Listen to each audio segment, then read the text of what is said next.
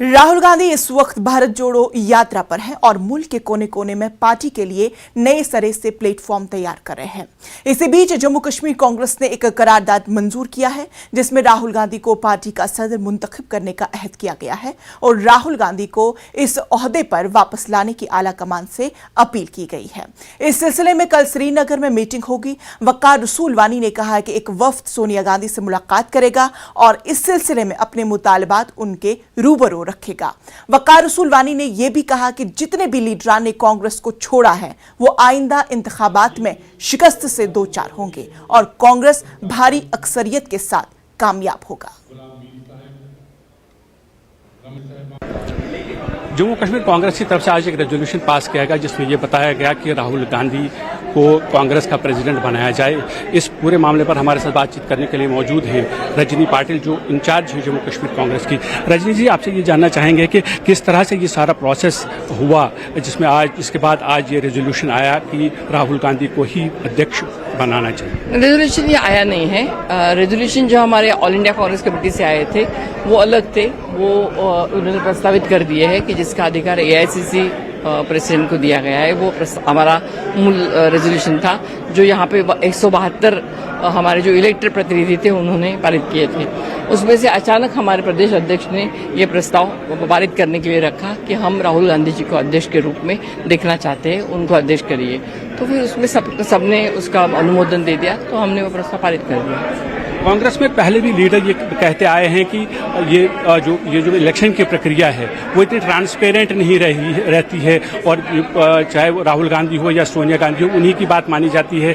तो क्या हम आज ये माने कि जिस तरह से आज यहाँ पर जो प्रक्रिया हुई है उसके बारे में आप क्या कहेंगे, कितनी ट्रांसपेरेंट है? ये ट्रांसपेरेंट हो रही है क्योंकि यहाँ पे सब हमारे इलेक्टेड रिप्रेजेंटेटिव्स है और आप कांग्रेस के लिए बोलते हैं तो भारतीय जनता पार्टी में कब ट्रांसपेरेंट हुई है? आप अगर आरएसएस की बात करते हैं तो एक चालू कानून और तत्व ये बोलते हैं। आप जम्मू में रहते हैं तो आपको मालूम है वहाँ पे एक संघ का हुक्म चलता है। तो सिर्फ कांग्रेस का हम बाहर ओपनली बोलते हैं इसलिए क्योंकि हमारे यहाँ लोकशाही चलती है, हमारे यहाँ डेमोक्रेसी चलती है, इसलिए बाहर आ जाता है। उनके यहाँ सब चुप बैठते हैं, किसी को बोलने का भी अधिकार नहीं है। हमारे यहाँ लोग डायरेक्टली गालियां दे के हमारे से चले जाते हैं, इसलिए आपके यहाँ आपको सब कुछ का मौका मिलता है। ऐसे नहीं है, हमारे यहाँ बिल्कुल डेमोक्रेटिक सिस्टम चलती है और हमारे यहाँ हम हमारे सोनिया जी को या राहुल जी को हाथ पकड़ के उनसे झगड़ा भी कर लेते हैं। आज आपने जब स्टेज पे ये किया, लेक्चर किया, तो उसमें आपने ये कहा कि गुलाम नबी आज़ाद की अगर जो डिमांड थी कि इलेक्शंस होने चाहिए, आज इलेक्शन हो रहे हैं और गुलाम नबी आज़ाद नहीं है, अभी भी उनकी कमी महसूस हो रही है? नहीं, भाग गए। अगर उन्होंने डिमांड की थी ना तो जब डिमांड पूरी होने तक उन्होंने रुकना चाहिए था। एक डिमांड मुझे कुछ चाहिए करना और भाग जाना ये बराबर नहीं है। अगर डिमांड आपकी पूरी हो रही है तो उन्होंने रुकना चाहिए था। डिमांड तो पूरी हो रही थी उनकी। जिस तरह से गुलाम नबी आज़ाद पिछले दिनों हमने देखा कि रैलीज पे रैलीज कर रहे हैं, आपको क्या लगता है कि कितना खतरा है कांग्रेस पार्टी को उनके जो वर्कर्स हैं चले जाएं? उसके पहले ही उन्होंने रैलीज की है जिसमें हमारे वकार रसूल साहब ने 3 रैलीज की उनकी बहुत बड़ी। मुझे मालूम है किस तरह से रैलीज होती है क्योंकि हम भी पार्टी पॉलिटिकल फील्ड में काम करते हैं। रैलीज का सक्सेस का मूल मंत्र क्या है वो मुझे पता है। क्या मैं आपको अकेले में बताऊंगी क्या मूल मंत्र होता है। रंजिता जी, कितने डेलीगेट्स है और क्या कुछ रेजोल्यूशन पास हुआ? देखिए, यहाँ 172 ब्लॉक है, 172 डेलीगेट्स थे जो पूरी चुनावी प्रक्रिया से बनकर आए हैं। आज हम लोग एज अ पीआरओ में एक प्रस्ताव लेने आई थी जिसमें तमाम डेलीगेट को एक प्रस्ताव रखा गया था कि पीसीसी अध्यक्ष, प्रदेश अध्यक्ष और एआईसीसी मेंबर का जो चुनाव है हम लोग राष्ट्रीय अध्यक्ष को प्रस्ताव रखते हैं कि वो चुने। उनको पूरा समर्थन देने का प्रस्ताव लेके आई, जो प्रस्ताव तमाम डेलीगेट्स ने मंजूर किया है, जिसकी मुझे खुशी है। दूसरा प्रस्ताव वकार साहब ने प्रदेश की तरफ से रखा है कि राहुल गांधी जी को चुनाव लड़ना चाहिए, तो उसका हम लोग स्वागत करते हैं और इस मैसेज को हम लोग एआईसीसी तक पहुंचाएंगे।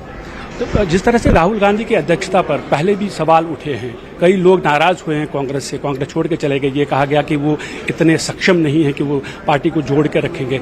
ऐसे में जम्मू कश्मीर से जब इस तरह की जो प्रक्रिया शुरू होती है जिसमें राहुल गांधी को ही अध्यक्ष के तौर पे चुनने के लिए ये कहा जाता है कि वही अध्यक्ष बने, तो वो क्या कहेंगे कि क्या हम ये माने कि इस तरह की जो प्रक्रिया है कहीं न कहीं पार्टी को बाकी जो देश के जो बाकी हिस्से हैं वहाँ पर भी उसको फॉलो किया जाए? देखिए, सबसे पहले तो सक्षम नहीं है ये बात कौन बोल रहा है? जो खुद घर छोड़ के चला गया। आप क्यों नहीं चुनाव लड़ रहे थे राष्ट्रीय अध्यक्ष का? अगर आपको पार्टी की इतनी पेन है तो राष्ट्रीय अध्यक्ष का चुनाव लड़ते, मेंबरशिप कराते और आते कहते मैं कांग्रेस को खड़ा करूंगा। आप डर गए हैं, आपको मलाई खाने की आदत है। दूसरा, अभी कोई भी राष्ट्रीय अध्यक्ष नहीं बना है। अभी मैडम सोनिया गांधी जी हमारी राष्ट्रीय अध्यक्ष है और चुनाव होगा पूरी पारदर्शिता से होगा। जो लोग नॉमिनेशन करेंगे पूरी चुनावी प्रक्रिया से हमारा जो राष्ट्रीय अध्यक्ष होगा वो कांग्रेस का अध्यक्ष होगा। तो जिस तरह से आप ये कह रही हैं कि अभी चल रहा है, मतलब अभी कोई भी उसमें ये कर सकते, ये भी कहा जाए अशोक गहलोत का भी नाम आ रहा है, वो भी शायद उसके लिए नामांकन भरें। तो जो इस सारी जो प्रक्रिया है, इस प्रक्रिया में आपको क्या लगता है कि कौन सबसे ज्यादा सक्षम है? अगर राहुल गांधी फिर प्रेसिडेंट बनते हैं कांग्रेस पार्टी के, तो क्या उन लीडरों के लिए वो जवाब होगा जो ये कहते हैं कि वो सक्षम नहीं है या वो पार्टी को एक साथ जोड़ नहीं पाए? देखिए, आप इंतजार कीजिए। राहुल गांधी जी सिर्फ पार्टी नहीं पूरे देश को जोड़ने का काम कर रहा है। कन्याकुमारी से उन्होंने भारत जोड़ो यात्रा शुरू की है और जिस तरह का सैलाब और सहयोग लोगों का मिल रहा है वो पूरा देश देख रहा है। पूरा भाजपा बौखलाई हुई है। मैं फिर यही रिपीट करूंगी कि कौन बनता है ये नॉमिनेशन तय करेगा, इलेक्शन तय करेगा और जिसको समर्थन मिलेगा वो हमारे पार्टी का राष्ट्रीय अध्यक्ष होगा और पूरी पारदर्शिता के साथ हमारा इलेक्शन प्रोसेस होने वाला है। धन्यवाद। Thank you very much. Thanks. Jammu के पार्टी हेडक्वार्टर में पीटी